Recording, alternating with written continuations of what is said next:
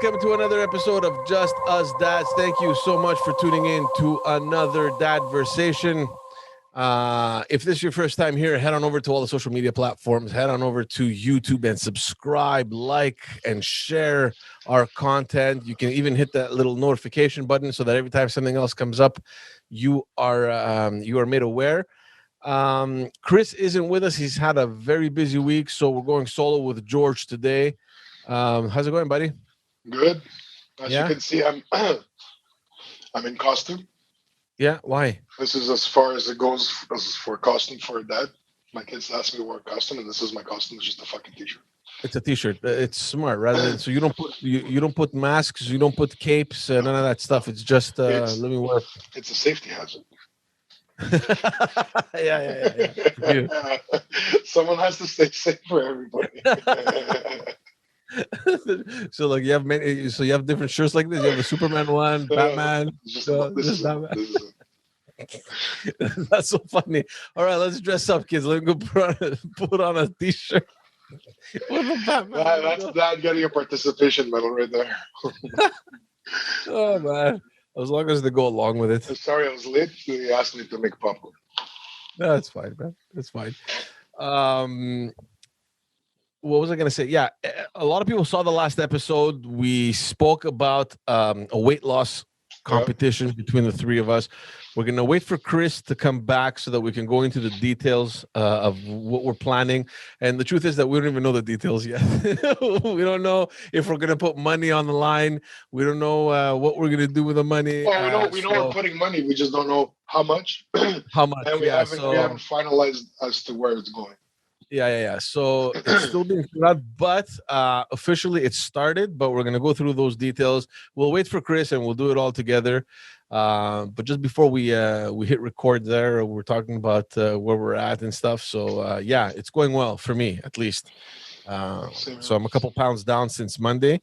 It started officially on Monday, and we're gonna spare those details, but. Yeah, I wonder how Chris is. I don't know why, and I don't want to judge, but I feel like Chris hasn't done fuck all. You're not judging there. You're just assuming. And you're assuming based on recency bias. Yeah. Exactly. I know. I'm not gonna say anything because I know Chris.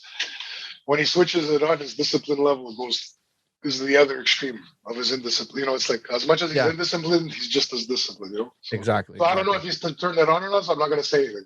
But if he hasn't turned it on, you're 100% correct. He's like, yeah, I have until December. We have until the end of the year. So yeah, so that's another information. We're thinking of doing it all the way until the end of the year. But anyways, we'll come back with those details. But I have a feeling because we're going over his house. I think it's next week. Something tells me that in his mind. Socially distant event. Yeah. In his deck outdoors. So we're not above the law. And in any case, I think now it's green, right, everywhere. So we're allowed to hang out. You can invite up to 20 different people at your house or something like that. Yeah. So yeah, no, we're not going against any laws or anything like that. But I have a feeling that in his head he's like, oh man, we have the gathering next week. People are gonna come over. Fuck it, let me start in 2 weeks. I don't know about that. Since it's gonna last, you know what my issue is, and this happens, and it's probably going to happen throughout the entire summer. It's the weekends, man. It's there's almost like I would say never. I'm gonna put my neck on the line here and say never. It will never happen from now until the end of the summer that during the weekend either we won't be somewhere or that somebody won't come over. And that's where you fuck up, man, because you can do well. You can easily lose 3, maybe 4 pounds a week, like from Monday to Friday, let's say. You don't see anybody. Everyone's, in their own world, working, doing whatever the hell they're doing. And you're focused. Yeah, you're focused on what you have to do. The weekend comes and we you can do it. It's just that we're fucking pigs. And it's like the pendulum swings the complete other way, where it's like you need to have the 20 beers and you need to stuff yourself in food until food comes out of your mouth. And you know what I mean? It's like it's at the limit, like Chris was last time when you guys came over. And that's where you screw up, man. I think you're giving a little bit too much personal information. You're right. There's ways around it. Yeah. There's ways around it. You can fast before you go, before you have your get together. Don't eat a thing. Yeah, of course. But it's do like good all week and do good week the days after. Earn it, But you also feel bad, man, because it's like you're not gonna go over someone's house and say, "Oh, I'll just have a bottle of water, thank you." You know what I mean? Or I can't eat. It's like you're going over. What the fuck? The guy cooked. No, but if you do good all week, it's fine.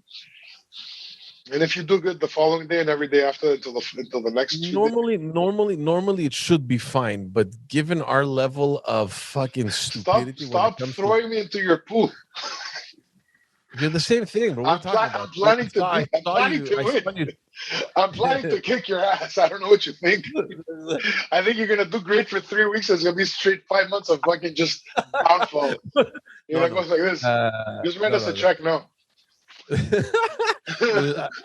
I know for a fact that I'm not losing. There's no way. Like I told you guys this.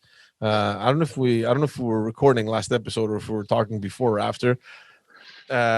When I started, man, like, look, when I take it seriously, like the pounds drop and they drop quickly. So like it's on. You know what I mean? So anyways, we'll see. This is the last 6 months.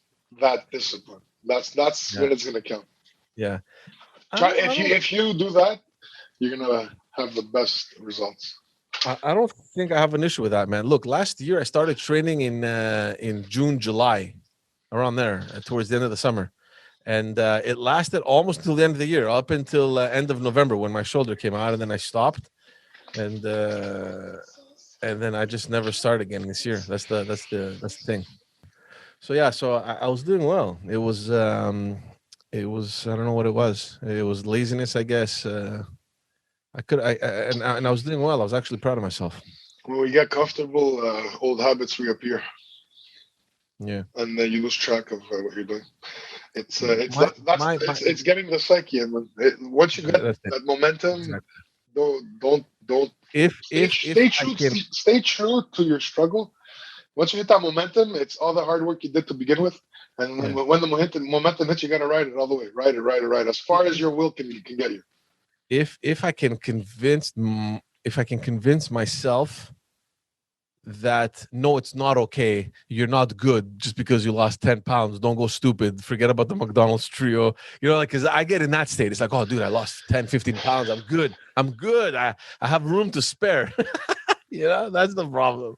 Well, you could occasionally. It's just you can't do it 2, 3, 4, 6, 7, 8 days in a row. Then you're back in trouble. Yeah. I know, man. It's the lifelong struggle for me too. We'll get into it more in detail next week. Hopefully Chris won't be that busy, because I know up until the end of July, right up until the construction weekend, the construction holiday, he's busy as hell. So hopefully he'll join us next time, and we're going to go into detail about this competition.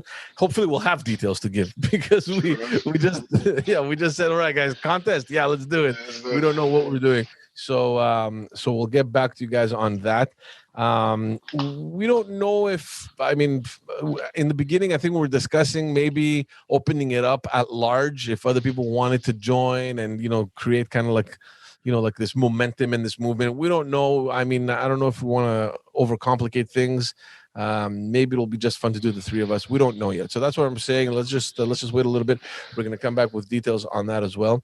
Did you see the Habs game? I did. Are you sad or are you happy? Because I'll be honest with you. I'm both. I'm very satisfied for the year. Yeah, I'm sad for the ending, because I know they were up against the beast, but if they had come better prepared for the first 2 games, they would have had. They would have been playing tonight for sure, and maybe on Sunday as well. Yeah. Anyway, it was good though. Because I've been seeing all these things on social media, and it was a wonderful. Good. Yeah. So in general, it's good, but you have that random fucking moron. Oh, this team can't do shit. Like, how do you choke? Like, dude, they made it to the fucking finals, bro. In a year where nobody expected them to even make it into the playoffs, even let alone the final. There's a few types of fans. There's the ones that are Habs haters because they're they're a fan of one of the Habs rivals. Which that's fine because you're a fan of the rival. But the ones that are the ABC, which is anybody but the Canadians, there's people like that in the city, and I don't understand the principle or why people feel that way about the Habs. Why do they hate them, and even though they've never been a fan of them, and they don't have another team that they're loyal to. So I don't understand why there's this hate for them. There's this hate. There's a general hate for them that exists amongst. I agree with you. Like I agree with you. If it's like if you support another team, I get it. It's a rivalry. Support whoever you want, and it's normal for you to hate the Habs. But I'm talking about the opposite. Not the people that the ABC fans. No. It's not the ABC. It's not. I don't have another. I don't. It's not. I'm not. I'm supporting another team. Therefore, but the ABC fans just want to make sure the Habs don't succeed. They want anybody to win, but the Canadians. They want the Habs to lose, basically. That's what they're called, the ABC fans. But you have those. But then you also have the Habs fans that put down their own team. Yeah. And these are the guys, and it's these guys that flood the social media. It's like, what the? Just shut your fucking mouth if you don't like it. Whatever. It's because they're pissed off about past events, past trades, past. Okay, I get it, bro. But you made the fucking finals. Like, what else do you want? The team sucked this year, dude. Nobody expected them to make it anywhere, and yet they reached the last. It's a weird. Games away. It's a weird phenomenon. People feel that they love them so much that they have to hate them until they're successful. Like I hate them until they're successful. When they're successful, I will love them more than anybody. It's this weird thing. All these fucking comments, like, dude, you want to go coach? Go coach. Do you need to post this shit on Facebook or on Twitter? Like, it's freaking annoying, man. Yeah, they just want to.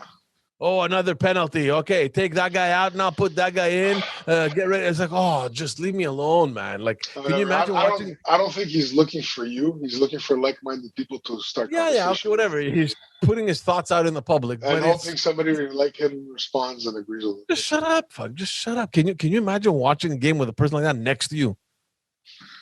I've been there. Oh man, I've been there. Yeah, I've been there.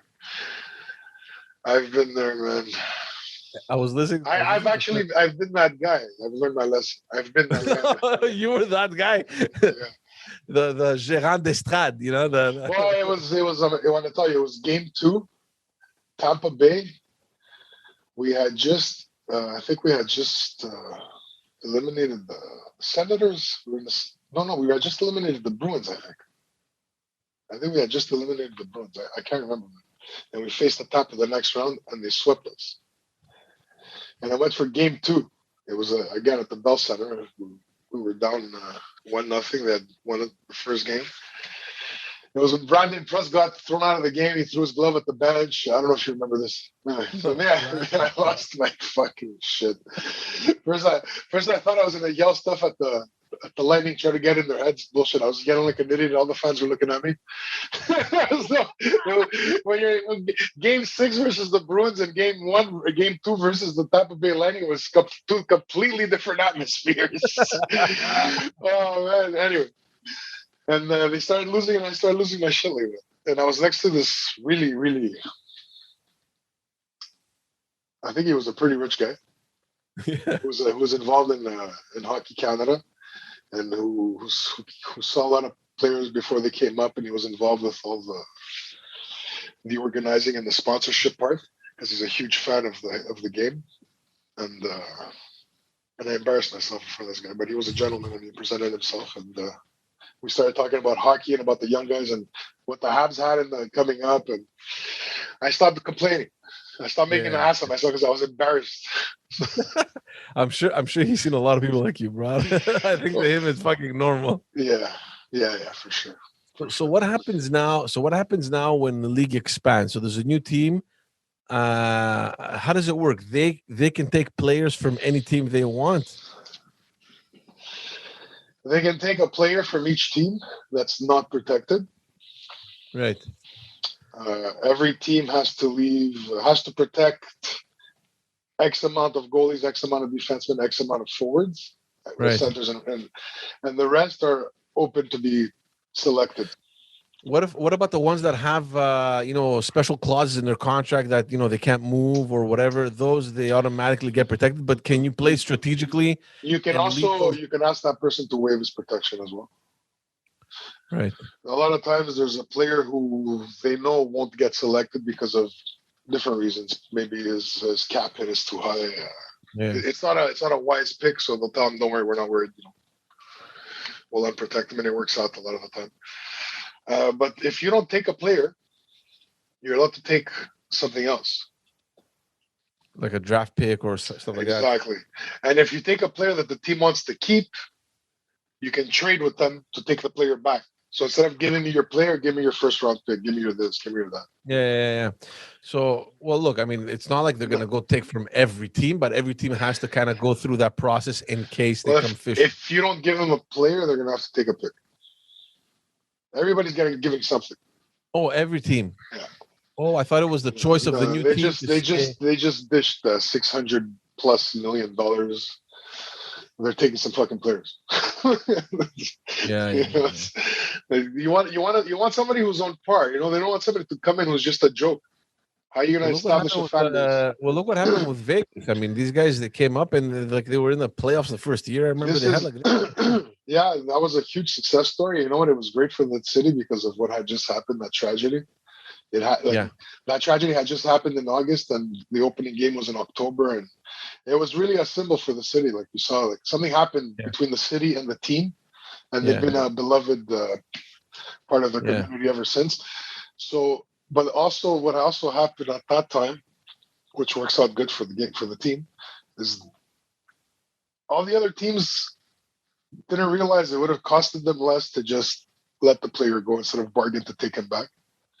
So they ended up with a whole lot more than they should have averaged. But people just kept on trying to take players back, and they were giving them even better picks and other players with a pick. And they had just an abundance of everything. And then at the end, they were giving players away almost. Yeah. The way the Habs ended up with a pick, Suzuki and Tatar for just Patch. You know what I mean? Yeah. They had abundance of everything. They could make so many other deals with it. This is not going to happen again. They're going to go after a player. The team's going to say, go ahead and walk away. It's going to be a lot different this time. But they're going to get some good players. They're going to have they're going to have a good, solid roster to begin. I'm sure of it. So what's going to happen with the Habs, you think? Who do you think is in danger? They're talking a lot about Tatar, Philip Danault, which would be crazy to lose this fucking guy. Danault's not going anywhere. I think they're going to figure a smaller number for more years. If he wants a bigger number, it's going to be for less years. Like if he's still pushing to have more than 5 million, I don't think he gets more than 2-3 years. If he's okay with 4 million a year, I'm sure they'll give him 5 or 6. You know what I mean? Because the cap hit plus the total dollars, they have to look at a global picture. These guys. I don't know if you could keep Armia, man, but I'd love to keep Armia, but he's a little inconsistent. Yeah. He was okay when they brought him in now in the last round. He wasn't bad. He was great. It's just he has ups and downs. It's not. Yeah, but that happens. And I mean, I know, but when you're due for a contract and he thinks he deserves more, and you're inconsistent. Like I don't feel comfortable giving you more. What about Kotkaniemi? Well, he's entry level, so they own his ass.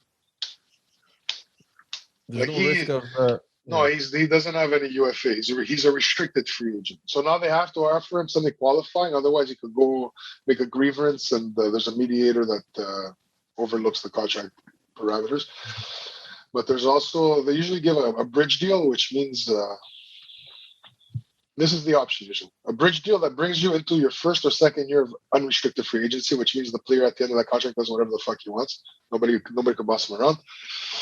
So it would be like 2-3 years bridge contract, 2 or 3 year bridge contract, or they go long term, less dollars for the kid. So, like I'll give you an example. Who took a long contract? David Pastrnak in the Bruins. He makes 6-something million. On the market, he makes 10 million. The point production that he has, all that. They signed him young. He hadn't completely proven himself yet, and they bought out unrestricted free agent years, which they would have had to pay $10 million on the market for. Mm-hmm. He got more money early, But when he leaves if he ever leaves them or resigns, he's going to be looking for the higher end of that. Yeah. But that's another option. Or you say, do you tell a player, like I was telling you about the bridge contract, you haven't proven yourself and we're not sure what we want to give you. We'll offer you this. It's a little more on the second year, less on the first year.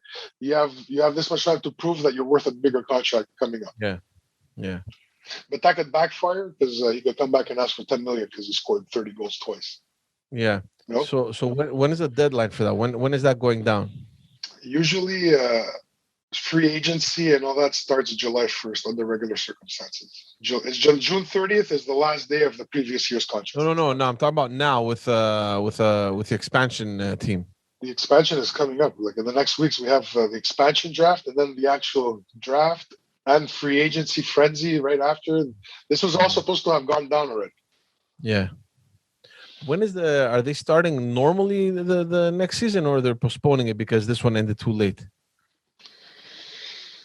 I think the logical thing in terms of the players' health and all that would be to postpone a month. But I think because of obligations with the TV contracts and they're going to go ahead. They want to maximize revenue. They want to get out there. It usually starts September, no? October. End of August. September is preseason games. Yeah. October is the official season. October 13, 14 in there usually. Oh, okay. Oh, they have time, man. Yeah, but there's players that were playing that were the day after the last game went into surgery, just so you can understand.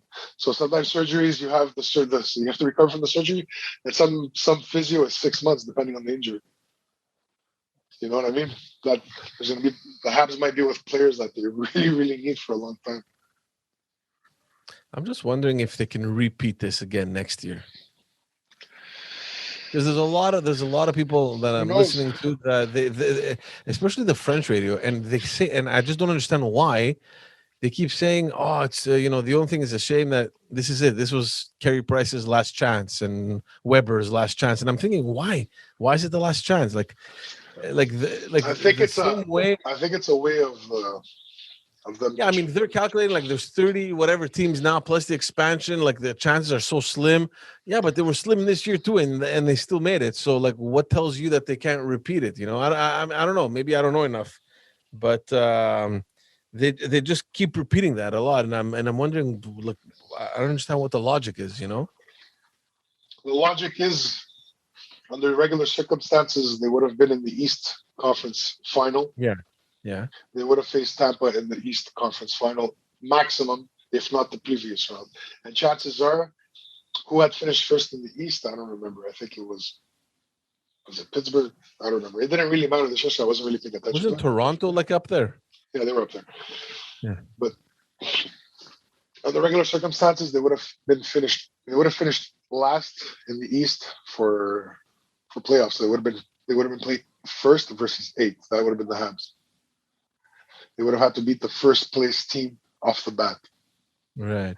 And then they would have had to beat, let's say they got away with it, they would have had to beat the next best place team. Yeah. And so on and so on and so on. So you would have been facing Tampa earlier. You would have been facing Carolina earlier. These guys were monsters. The Leafs were a monster team too, considered. But Winnipeg, their D was weak. They had some holes in their lineup.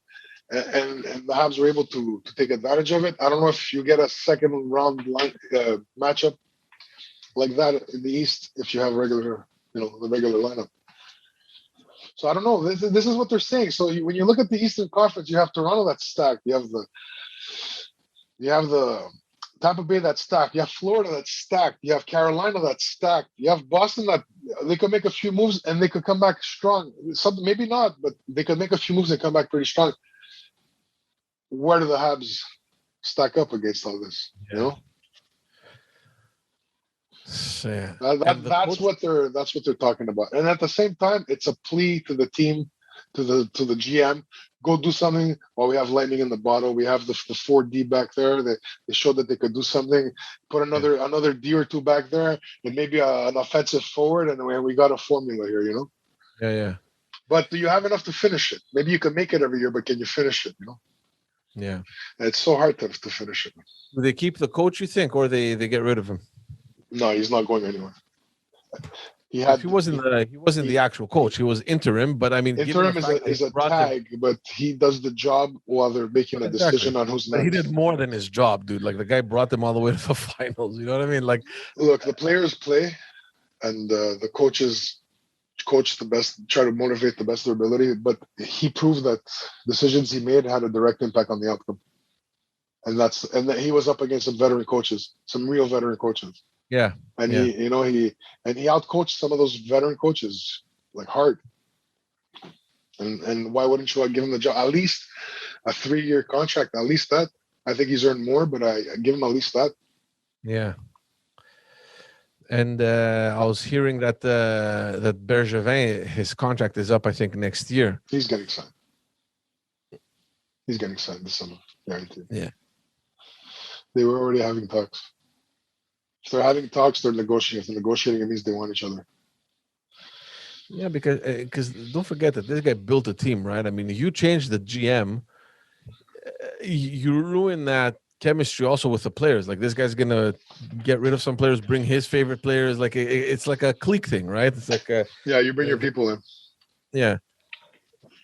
And I feel like there's chemistry now. Like something happened, you know. The team seems to be much more united than they ever were before. I'm gonna say today on the press conference, Corey Perry was crying, talking about how tight this group is. It's probably the tightest. Yeah. It's probably the tightest group he's ever played with, and he was crying because he doesn't want to leave the team. Right. 20-year veteran. Well, 17 years, 18-year career. Whatever. I forget. Yeah. But just to show you how this guy who's won cup somewhere else. Yeah. You know, he's been to finals. He's been there. It shows a lot. Something happened in that locker room this year that really pulled them together, and I think it was really nice. I'm glad we experienced it. I'm sad for the loss, but I mean, I'm very grateful for the run they put on, man, because there were so many great moments, man. So many moments that were amazing. Late, oh my God, overtime goals. I was watching that game. The last game that the when they lost. What is game 5? I couldn't breathe, dude. I was fucking those last 3 minutes. You were consumed. What the fuck? You wanted it so bad, and you're a casual fan. Look how much it did to you, man. Look, I think the good thing, obviously, you know, we can talk about the team and the chemistry and but more than that, I think it ignited something in the fan base that wasn't there. It was dormant for a long time. Oh my goodness, yeah. You know, the 2000 to 2010. I'm going to tell you. I'm going to give you a reason why. From 2000 to 2010 was the first decade they went without a championship, and now it's been a second decade without a championship. Yeah, and we're going. You know what I mean? You lost all those kids that were born into it. They never saw anything to cling on to. Yeah. No. I feel like there's so many people looking forward to the next season right now. Yeah. The people are excited, and I think it's going to be good for. It's got to last a couple of years, right? I mean, if the team owns up to it and they can maintain kind of that momentum and to keep the people excited like every year. I'm going to tell you something about excitement. Those young guys who played in a Stanley Cup final, and they're 20, 21, 22, and so on. Yeah. That experience cannot be reproduced. You can only live a final. You can't reproduce it. So that experience they have, what it is to lose to a champion who knows how to close somebody out and not take a moment off. Because these guys went to party after the Vegas Golden Knights. Yeah. They were on the ice hugging and crying and Tampa Bay high five, wave to the fans. They went back. They went to bed. They went to walk their dogs. They went to the gym. Our guys went to party. They went drinking. I told you, my sister saw a group of them at a place. Maserati door opens. Cole Caulfield gets out, falls to the ground. Smashed. This is the Friday before, like 3 days before the game. I'm not saying that because he got smashed on Friday, he recovered. I'm just saying the mindset was not business. It was, okay, we're celebrating. That's your cup. When you celebrate, that's your cup. You gave up on the next cup. Yeah. And that experience, they walked into a team that hadn't celebrated yet. Yeah. They lost 3 games in a row before they got the shit together. Yeah. You know, that is not replaceable experience. That after those 3 rounds, you still needed to have the full consciousness. You know. Yeah, but it must feel special for these youngsters, man. They just came up from the mine. Like you think of a guy like Cole Caulfield, 20 years old, 19, 20, whatever. I don't know how old he is. Can you hear that? No. Either my son just had a heart attack or he's just crazy. Is your wife home or? Yeah, she's home. Alone? Oh, okay. I think I don't know. Did you hear that? No. Good. I have noise canceling headphones. So anyway, yeah. So it must be special, man, for this guy. Like 20 years old, he just comes up from the minors, like 2 months before the playoffs start, something like that. Not even a month. Yeah. And he's in the finals, man. And he played a big role. Yeah. He assisted on some monster goals. He was part of a lot of good goals. The tide changed when they brought the young people in. Remember in the beginning they weren't playing them. So it must have been special for these guys. It was special. It was special for if it was special for us, it was really special for them. It was really, we say it was special because we think it represents us and all that. These guys have given their whole life to the game. They've given their whole life to being the greatest. No, but the thing, like, how many players make it to the NHL and never even make it to a series? You know, to a series final. Yeah. You know what I mean? Yeah. So many, and to think that there's this young kid that just came in and made it already in his rookie year. It must be already for him like an incredible achievement, right? It's like I made it already to a finals. Like he must be thinking. He must be thinking in his head, like, imagine what I have left in front of me if the first year I made it there, right? Yeah, you get a little spoiled. It happened to Piqué Subban. Yeah. He came in, he played a few games his rookie season. He went back to the juniors. They went on a great run in the playoffs. And then they brought him up. I don't think it was the second round, or I don't remember, first round? I don't remember. And they made it to the conference final. The Habs win. Yeah, with Halak. The year with Halak. Oh, yeah. Yeah. How where's Subban now? He's in New Jersey. Yeah. They traded him from Nashville, I think. Nashville, he went, he been traded a couple times. And Piqué. I like Piqué. Good player. He was a good player this time. He's had a lot of back injuries and some surgeries. He's still good, but he's a little bit alone in Jersey. I don't think he could do it all by himself. The thing about Piqué Subban, and this is what I've read in the past and what I continue to read, is that the problem is in the dressing room. It seems to be in the dressing room with Piqué Subban. He had a big personality. It's very anti-hockey to have a big personality. So you have all these guys that have been trained not to have a big personality, and it becomes a little bit. I guess this is how I've heard it explained. Not that I'm comparing to what I know. Haven't lived it with these guys, but judging from what I've read in different things, different articles. He had a really big personality. It sucked up a lot of oxygen. But I mean, when you look at what we got, like, don't you think Weber was so much better to have than Piqué Subban? As much as we loved him and the city. Look, you like him for different reasons. That's all. Yeah, but that's the thing. People fell into the trap of the likability. Yeah, Montreal fell in love with him. He was involved with the Children's Hospital Foundation, and he was such a. No, he's a good player too, man. He's not a bad player. Look, I know, but when was a flashy player who had a lot of energy late in the game. This guy played 30+ minutes a game all the time, and not anybody does that. It's somebody who has his legs who can do that, and they don't let you do that unless you got a good game. He just wasn't. In Shea Weber, you got a cap. You got more than just the performance and the mic. You got more than that. You got some calm nerves. Piqué. I remember him. There was a series against Ottawa Senators, and they were getting really physical, getting really dirty, and he wanted to go do some dirty shit on them, and he was losing his head hard. Like, you don't see Weber do that. You know what I mean? That's a small example, small sample size. But just to give an example, he would get hot-headed because he was younger at the time. They needed somebody with a cooler head, and Weber provided that. Hey, Piqué went to a final too, man. He had a great final. And if the offside rule at the time was not reviewable, and there was a goal he scored that they called offside that had never left the zone. If he had scored that goal, who did he go to the finals with? the Predators versus the Pittsburgh Penguins. Oh yeah. Oh, I didn't know that. Okay.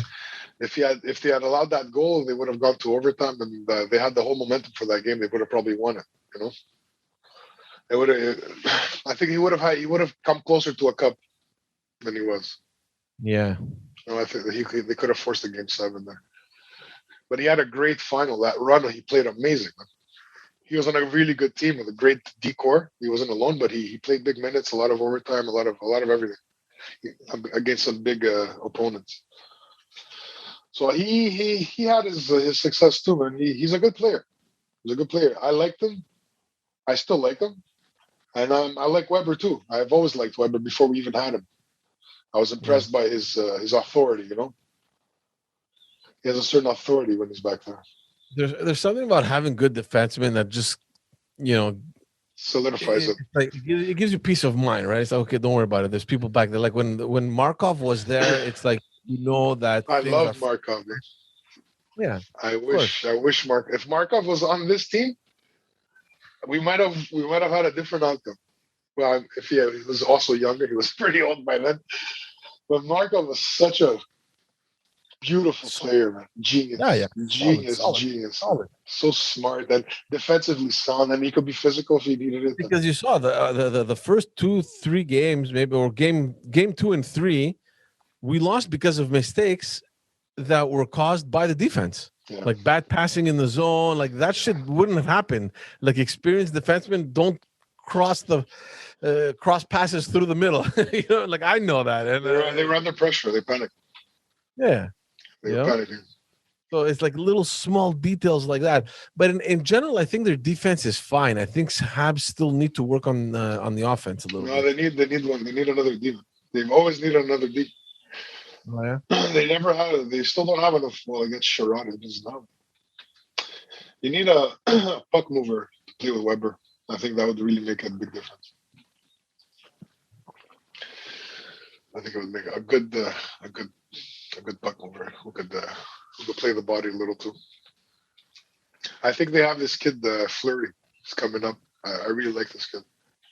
The Habs, you mean? Yeah, he's solid. This kid, he hits too. He's big. He's Fleury. Yeah.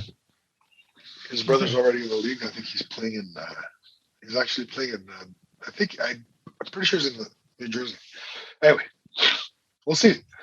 There's a lot of players that we haven't seen yet. That they're pretty good. They're pretty good. They're really right. We'll see what happens, man. Look, like I told you, I'm excited and haven't been excited in years. We spoke about this last episodes where, you know, we at some point in time we were mega fans and we just kind of drifted along with everyone else. And you know, there's some sparks, man, this year. I don't know. I you know, don't really know how to explain it. I mean, we know exactly how it happened. You know, the team actually played well, and I'm excited for the city because it's this new wave now. You know what I mean? People came into the dance. They took a little flavor, and it's not over. You know, it is also a lot of Gen Xers kids that are teens now are discovering the Habs. They were more into like the Raptors and like NFL football and other stuff like that, like basketball. And NBA is huge. Did you ever question how come we never got a basketball team in Montreal? Why do you think basketball isn't so big when we have a lot of basketball fans in Montreal? I mean, and I'm sure we'd have a good team, but I don't know why we never went down that path. I think they're afraid of failure. You think so? Yeah. Look, I don't know if the league's expanding anymore because they have the 30. I think the 32 teams. But besides that, I'm just not sure about the interest, right? Because these guys are looking at numbers, man. I don't know exactly how the interest is there for sure. The interest is there. When the Raptors won the championship, everybody watched. Because it's the only Canadian team. I know, but I mean, I watch the NBA for every year. I watch the playoffs. I don't follow all the regular seasons because I don't have a horse in there. I don't have a team that I follow. Yeah. But I watch the playoffs. I enjoy the playoffs. They're exciting. So I mean, if I had a team here, I'd definitely watch 100%. 100%. Imagine you could go watch a Montreal, whatever's. Hold on, I gotta sneeze. Give me 1 second, okay?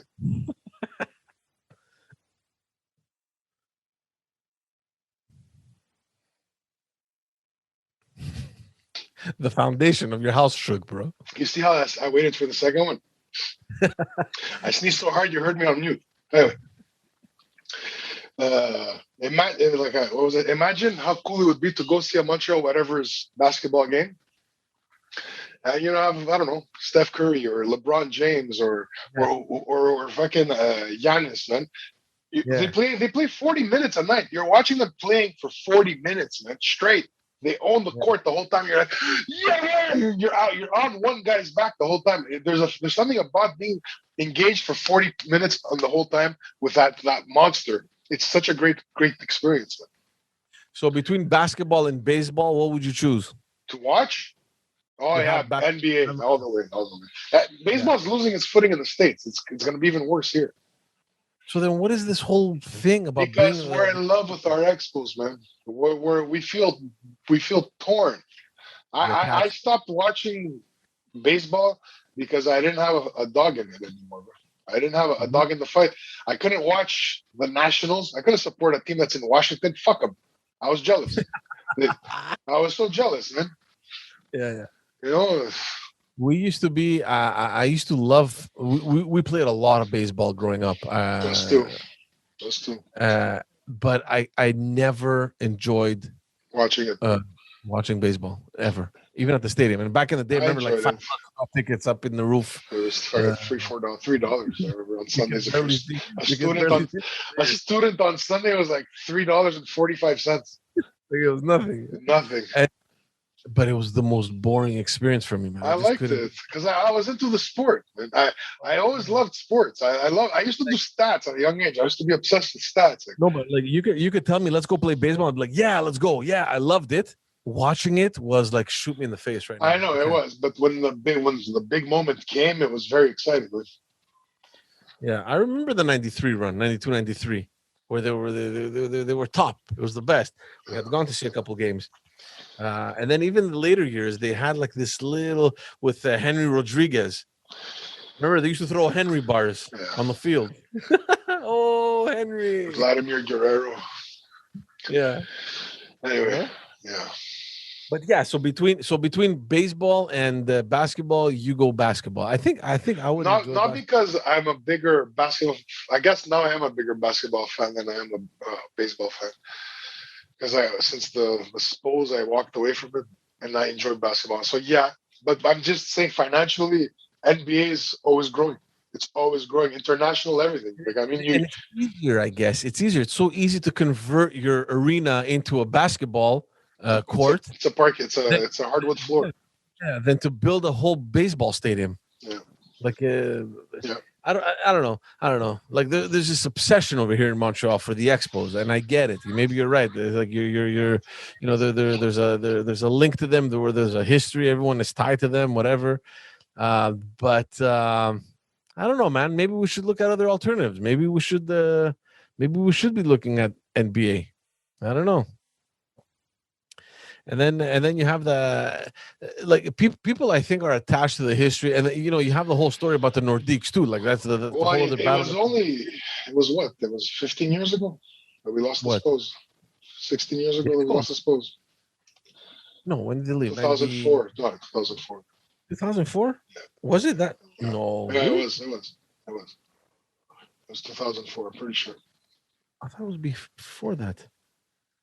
2004, Greece won the Euro. You remember when Greece won the Euro that there was a baseball team in Montreal?